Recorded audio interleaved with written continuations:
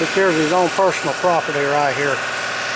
Right here, he had a camper sitting there, had a boat sitting there, and he went and had rock, and that's a city tractor.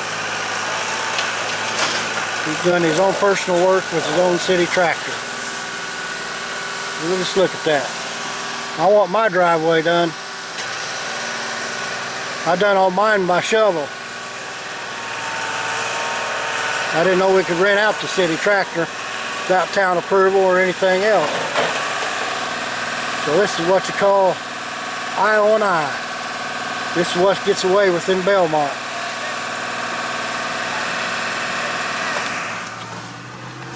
So I'm just letting the town know what's going on around here. If you want your driveway done, get a hold of the mayor.